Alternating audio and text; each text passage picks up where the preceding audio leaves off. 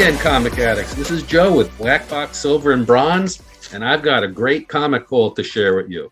Let's check these out.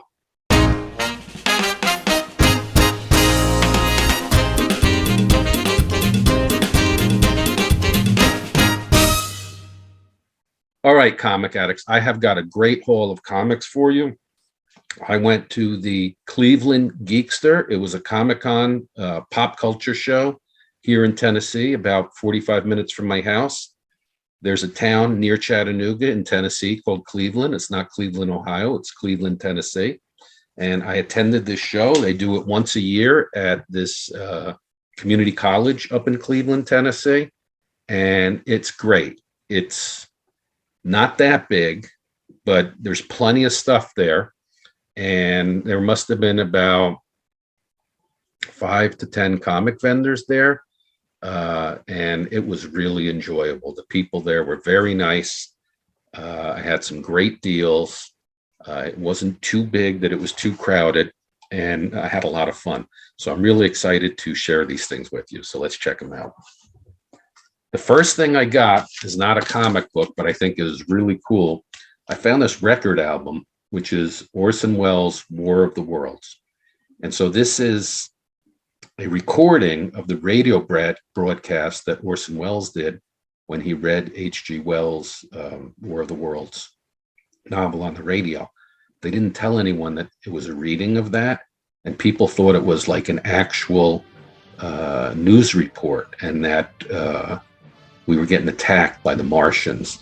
And so on the back cover, it actually has here a bunch of headlines from the news that the reactions that happened, like a woman tried to commit suicide. A man called up and he's like, volunteer and take me, I want to join the fight. People fainted. It was really crazy. I remember my parents telling me about that. So that's it for non-comic things. I promise you the rest of it is comic books.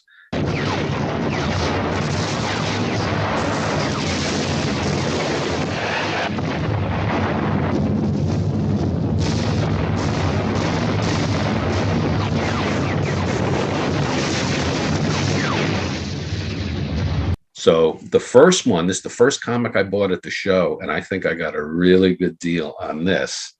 I got Fantastic Four Annual number 6, and this is probably VG minus, maybe it's a VG, but the woman had $90 on it. I offered her $75. We agreed on $80, and I think that was a steal. These things are going for several $100s. It's a great cover. It's the first appearance of Annihilist, and I think it's also the first appearance of their child, Franklin Richards. I think he's born in this issue. So that was my first purchase of the day, and I saw it on the table, and I couldn't believe it was there at that price. Granted, I was there early in the show, but that took a big chunk of the money I brought with me. And, I was hoping to get other things, but I thought that was too good of a deal. And I think that is really a great first appearance cover for Annihilist. This is a fantastic cover. I love it when the character whose first appearance it is also on the cover. Sometimes that doesn't happen. Like a good example is Kingpin, right? But this one he is, and that is a great cover. With Fantastic Four coming to the Marvel Cinematic Universe, that is a great villain to bring along. Okay, the next place, this was a guy just kind of selling his personal stuff, but I found some cool stuff at this guy's table. I found this, How to Draw Your Own Super Characters, and it's by Earl Phelps. And basically, he goes through here and he shows you how to make super characters. So he will show you like how to block it out and then work, towards the full rendering. And if you go through here, he shows you like also the bodies, how to do it, and how to put them in superhero poses. And he's got like different you go on different pages, you'll see different angles coming this way, coming that way. I'd never heard of that before, but I thought that was pretty cool. I'd grab that. And then I was really happy to find this one. This is Starstream issue number 3. It was a 4-issue series, and it took prominent sci-fi authors. It took their stories and created them into comic book form. And I've been trying to put this together since I stumbled upon the first issue probably about 6 months ago. I remember it was in California at House of Secrets. I found an issue there, grabbed it off the shelf, purchased it. Maybe I got 2 issues there. Did some research, found out there were 4 issues by Whitman. They're all this weird price, 79 cents. They're pretty thick, cardstock covers, and this was the final issue. So ding, ding, ding. I've completed that series. And then the third thing I grabbed from this guy, he had 2 boxes on the table. That's where I found those. And then he's like, hey, I got some more boxes under the table. So I looked through there and I found this. I had never heard of this before, but this is called Venom, Separation Anxiety. I think it was a 4-issue series. And so Eddie Brock, Venom, the Venom symbiote, like detaches from him. And then the other symbiotes are, I don't know if I haven't read it, if they're trying to harm him or take him over, whatever. But I got this for $1 from this guy. And the reason I grabbed it was because when I was flipping through it was unbagged. I was flipping through the box. I noticed that this is like an embossed cover. It's like, oh, that's really cool. I wasn't buying stuff in the 90s, so whenever I see these, they're new to me. I thought that was really cool, so I snagged it. And then when I got it home, I looked into it, and I think I got a really good deal on this for $1 because like high-grade copies of these go for like raw copies go for like $30, and like 9.8 slab copies are like 100. This is not a 9.8. It's got a color breaking tick there. And I think there was a second one. I thought I saw 2 of them. And a smaller one up here. There's a big one down here. But pretty cool to have that. Next vendor I went to, he had about maybe 8 long boxes, and real friendly fella. And I was talking to him, and he had a comic book that I have been looking for, and this is Phantom. This is issue number 12 from June of 1965. It's a painted cover. And Phantom was a series that Gold Key did. And they all had these painted covers. It was a 17-issue series. I've been trying to put it together, and it's been slow. These painted covers from the Golden Age into the Silver Age, maybe Atomic Age into the Silver Age. They're just, I don't know, the ones that are in good condition are pretty pricey. So it's been a slow find to get this. But with this, I now only need 1 more issue of the Gold Key Phantom run. And I need issue number 5. But they are really cool, really cool. After Gold Key had their 17-issue run, King Comics took over with issue number 18, and that went up to issue number 26. And I have almost completed that. I need 1 more King issue. And then after King stopped with issue number 28, they went up to number 28. I need 26. And after they stopped, Charlton took over, but they took over with issue 30. I don't know what's the deal with that issue, missing issue number 29. If maybe King had it, never produced it, I'm not sure. But there's a gap there. But then Charlton took over from issue 30 to 74, and I need 1 more issue of the Charlton run. So I need 3 issues, 1 from the Gold Key run, 1 from the King run, and 1 from the Charlton run to have that Phantom run. I love the Phantom.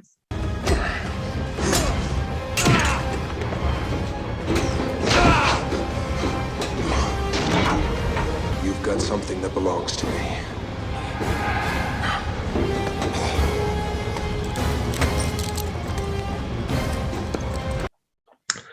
Another vendor, real nice guy who was just selling his personal collection, everything at his table. He had maybe, I don't know, maybe 8 long boxes. He had like four or five on the top, 4 or 5 underneath it on the floor. And he had a lot of Star Wars. And so I found this. This is Han Solo Star's End. Dark Horse says it's classic Star Wars. This is a 3-issue series. And so he had issue number 1, issue number 2, and issue number 3. So I grabbed these, $1 a piece. I remember reading this story in a novel form, maybe around 1979 or 1980, a couple of years after Star Wars movie. There was several novelization stories that continued the Star Wars universe. And I remember reading that one. So I'm looking forward to reading the comic form and, refreshing my memory on that story. And I love it when you find something like that and all the issues are there. Like if there were 2 issues, oh, that's cool. And then you get them and then you're waiting and waiting until you find that last issue. So it was really cool that he had the whole run there. I found this. This is Butch Cassidy, a Skywald Comics. This is Butch Cassidy, issue number 2. And there was a 3-issue run by Skywald. And I have some of the other issues, not of Butch Cassidy, but the different series that Skywald did. This one was a little frustrating because I went to this one table and I would pull these comics out of the box. They had prices on them. And then he would take it and he'd open up the comic book price guide and change the price. So that's always frustrating. Like when they don't, pre-price them, it's like they're doing it right in front of you.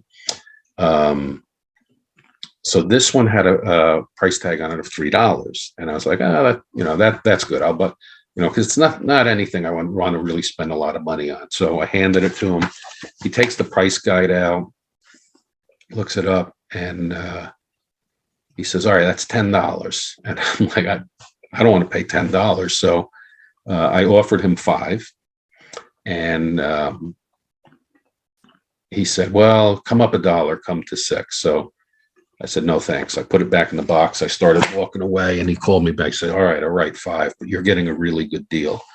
So other than that, everything else was really, really fun and exciting. The next 2 dealers, I have 3 more stacks to show you, or 3 parts of 3 different dealers I went to. The next dealer, this was really fun. He had about 15 or 20 long boxes. And it was just, there was a section that was like $5 comics. There was a section that was $2 comics.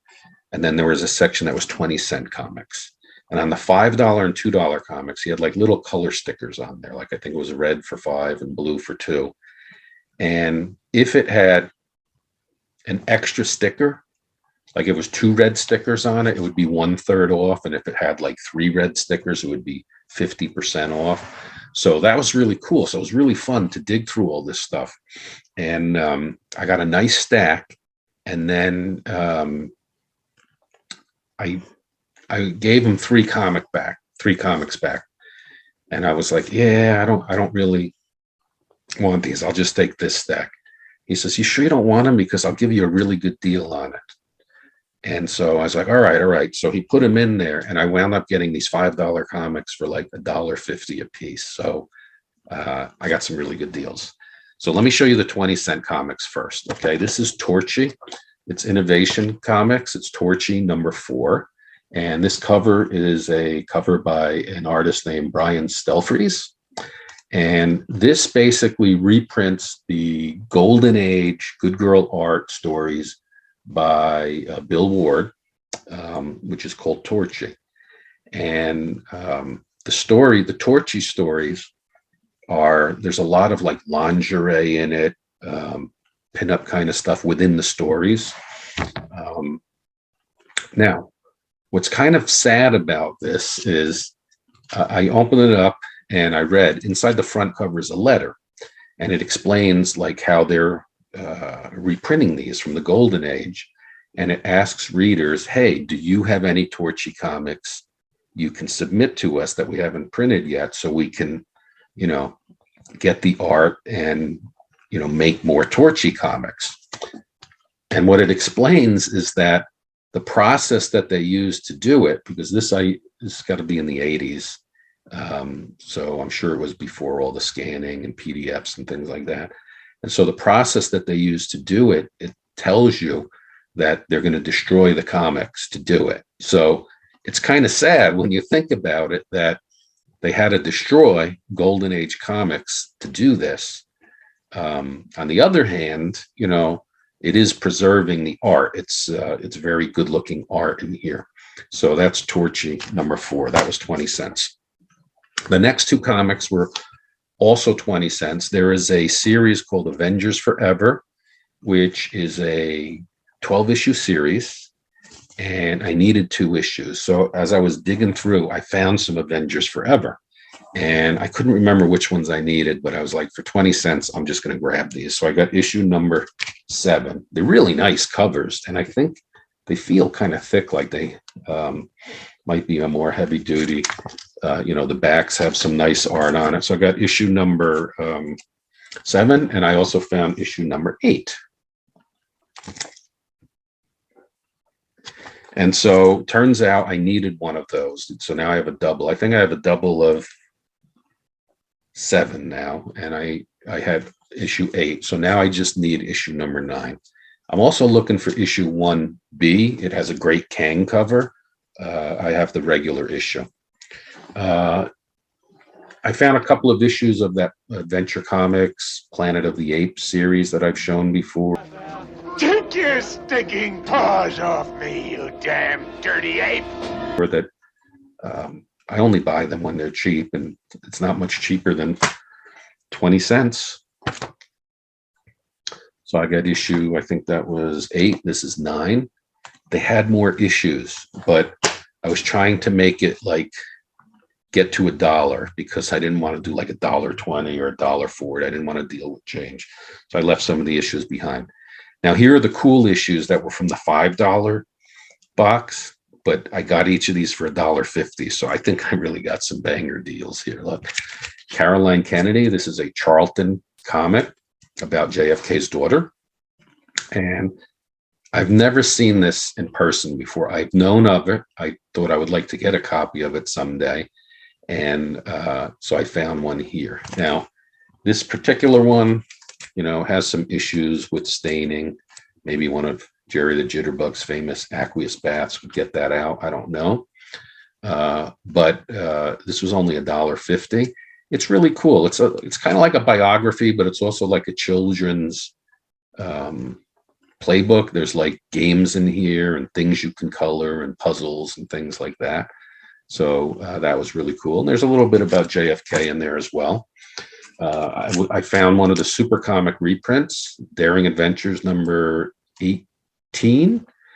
And what I've always liked about the super comic reprints is that their covers are original, and they're usually very cool and colorful. And, you know, this has the transformation going on here, and this is Atlas. So that was really cool.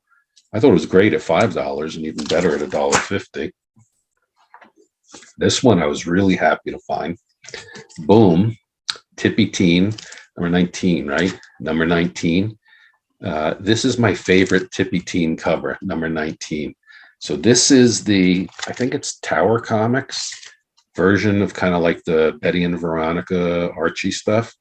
And this is my favorite cover of the series. This one where she's dressed like a rabbit for an Easter issue. And this is in very good shape, except for somebody tried to write Chevrolet there. They did not spell it correctly. Could use a cleaning. The white is a bit dirty, but I was happy to have that at $5. This is a hard one to find. This is my favorite one. I've got to see if this is better than is an upgrade from the one I have. I think it is, even with that writing. But for $1.50, even better. I found this, not something I was looking for, but I thought that was really cool. This is Buzzy, number 62. and it's a cool skiing cover. I have a friend who likes skiing covers, so that's going to be going to him. You know, you could see it's pretty beat up over here, but still at $5 or $1.50 was really good. And then these were two of the comics that I had handed back, and I wound up getting them. I'm really happy I did for $1.50. So the first one is, this is Vampirella, issue number 1, volume 6, issue number 1. And this is an Adam Hughes cover, and it is an homage to another cover that he did for Vampirella number 1 from Harris Comics in 1992. I'll put that up there so you can see they're very similar. So for $1.50, that was fantastic. And this was the other one that originally I put back. This is Vampirella issue number 1, volume 5. And this is a J. Scott Campbell covers. You see his signature right down there. And you could just tell by looking at that face and the figure that that is a J. Scott Campbell. But yeah, isn't that great for $1.50? I thought that was really cool. Moving on to the next vendor. This guy probably had about 20 to 25 long boxes across several tables. Very nice man and wife. And he told me that he only sells the comics at this comic convention and at the 127 yard sale. The 127 is a road that goes, I think, from Ohio to Alabama. And in August every year, they have the world's longest yard sale. In essence, a sophisticated heat beam, which we called a laser. And on this one weekend, Friday, Saturday, and Sunday, is the official time schedule. There's like up and down this whole road are yard sales. And it happens to go right by my house. So it was crazy here. There's like the traffic was horrible. And it actually goes for like a full week. Like people set up the previous weekend and all week it's going on. But the official one is just the last Friday, Saturday, and Sunday. So he also sets up at that. That's the only 2 times. And I was trying to find out because he had some really good stuff. So the first thing and everything at his table is 50% off the prices. So got some good deals. So first thing I picked up was this, Captain Victory number 1. And this is a very special comic to me, and I pick it up for several reasons. One, when this came out in the early 80s and Pacific Comics was doing like owner-owned art, Jack Kirby was creating things over here. I stumbled upon this, bought it off the rack, and I just fell in love with it. And this was like really the kind of comics that I liked. I didn't know till later when I was an adult that this was Jack Kirby. Like I didn't know who Jack Kirby was. But it turned out that I really liked Jack Kirby. And this is what kind of turned me on to it. I loved his coming at you action, all the action panels, the gadgets. This was like, for like a 14, 15-year-old kid, this was like candy, right? And I couldn't wait to go back every month and get the next issue. And I bought this whole thing, every issue, with my paper route money or whatever it was. And so I really like it, because of that. Also, I've seen that Jack Kirby would sign his signature on the bottom of the first page of comics around this time. So I keep hoping that, I will find one and I'll open it up and there his signature will be. I didn't get it on this one, but the other thing, these things, for some reason, they're like, nobody cares about these. I think this is one of the greatest comics, one of the greatest series. I love it. It's also considered to be a continuation of the New Gods. This is supposed to be, he doesn't say it because it's not DC, but this is supposed to be the Son of Orion. And so it's really, really cool. There's some great, crazy stuff in here, like the Hive people and everything. I just loved it. So I will buy this every time that I see it. I can find them 50 cents, $1, $2. This one was $2. So really happy to add that. I think I have maybe 5 or 6 copies of that now. And I'll buy it every time I see it. Okay, this is something that I just pulled out of the box, and it caught my eye, mainly because it had this bright pink cover. And this is Captain Easy, #1. And this is from 1956, and it's by Argo. And so that was another thing that caught my eye is this publisher, Argo. Their stuff's just, I don't see it around a lot. I don't know how scarce it is, but it's just that Argo doesn't seem to be around a lot. So I grabbed this. This is basically reprints of comic strips, but really cool. Captain Easy #1. This is Bunny number 14. And so this one is very high grade. It's probably the best conditioned bunny that I have ever found. So I paid a little bit more for this. I did pay $10 for this. I rarely ever see bunny, but I'm trying to put this run together. There are some nice covers. This is probably like an FVF, really nice. All right, last issue I got from this guy. This is really cool too. This is New Funnies number 101. And this is from July of 1945. And this is a war bond cover. And I've been seeing other comic collectors mention these, specifically Mike Smith, Night Tiger Comics, Steve Caldwell, I Love Disney and Comics, have been talking about these and showing some of these.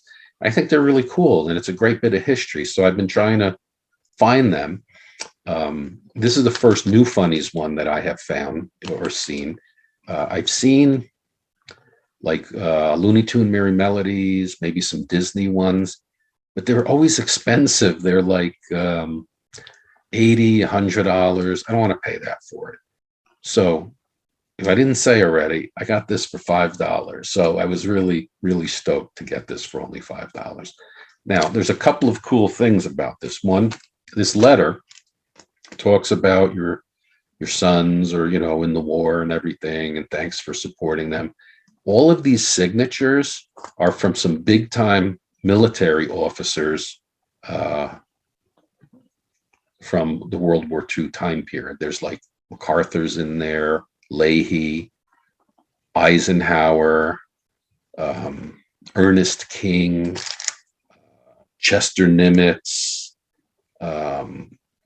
There's two others. I can't read them, but they got to be other big timers too. Maybe you could read them there. Say. Okay. The other thing that's cool about this is it's got a story in it about this character, Little 8-Ball. And so Little 8-Ball is this little black boy, but it's kind of like a racist caricature of him.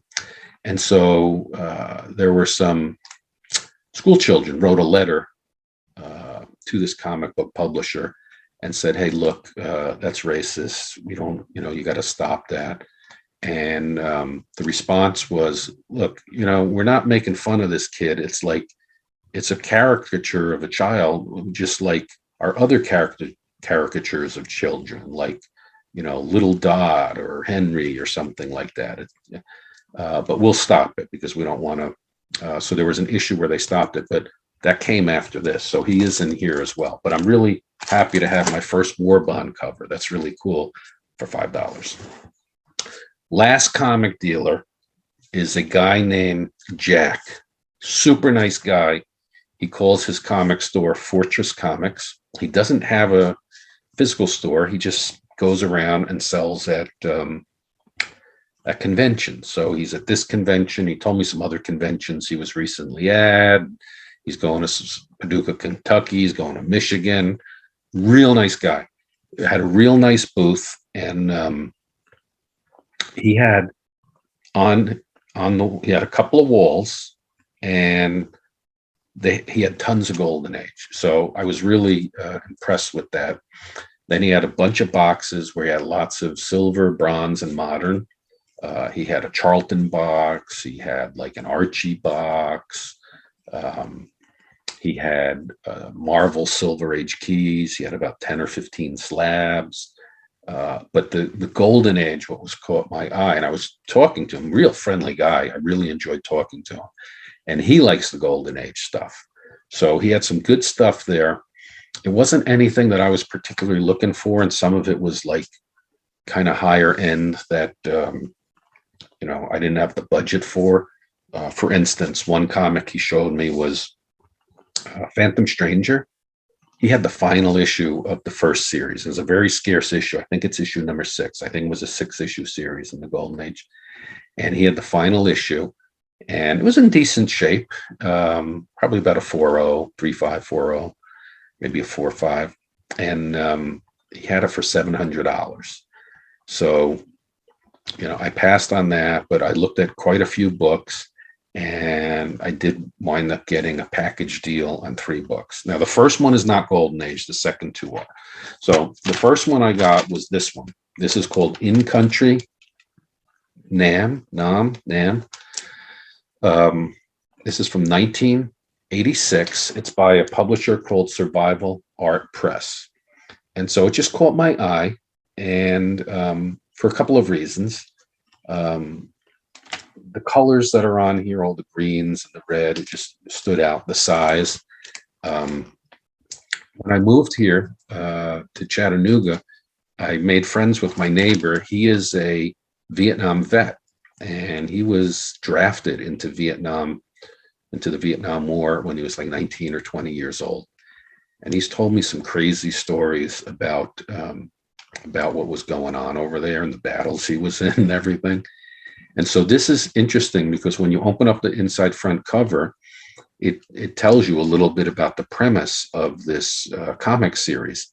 And so what it says is that, when you go to war, there's like 2 perspectives. One is the politicians and generals, right?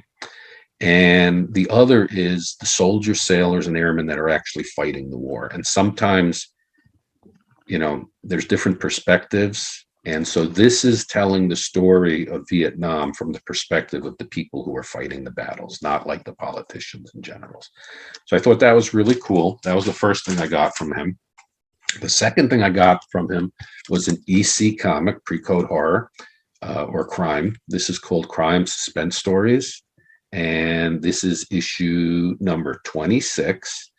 And I have been looking for this one for a while. You can tell why, because there's a train there. And I've seen lower grade copies of this go for more than he was asking. So, and then I made a deal on it. So I got a good deal on this one, and I'm really excited to add that to my personal collection. This one, it's a great cover, but it's not as classic as some of the other covers in this run. For instance, issue number 20 has the hanging. That's the most famous one, I think, from this run is issue number 20, the hanging cover. But some other great ones are like issue number 11, issue 16, issue 17, issue 19, and 22, and 23. Those are really some killer pre-code horror covers. This one is not as, it doesn't command as much money, but still, it's not cheap, and this one is in really nice shape. Okay, and the very last one I got was another cool one that I got from him. This is Contact Comics number 8 from September of 1945, and it is an L.B. Cole cover. And I have a few L.B. Coles in my collection, none of his super famous ones, but his art is pretty identifiable kind of by the colors, I think. Really, I mean, you could just tell by the colors, like, just think, hey, that might be an L.B. Cole, and then if you look carefully you would find his signature. And so I also got this one, I think, for a really good deal. This is my second issue of Contact Comics. I have another one around here somewhere, but really excited to get that one. So that's my haul. I hope you enjoyed it. I've moved to Tennessee, and I have been really busy with my new job and trying to get in the house organized. I'm still not unpacked. It's a wreck here. But I had so much fun at this convention, and I got some great books, so I really wanted to share them. And that's why I made the time to do this video. And now that I've got things set up, at least for recording the videos, maybe I could show you some more of the comics that I've gotten. Because when I left Hawaii, came here, I never stopped buying comics. I've been along the way, I've been going to comic books. I drove across country. I was hitting comic book stores, antique stores.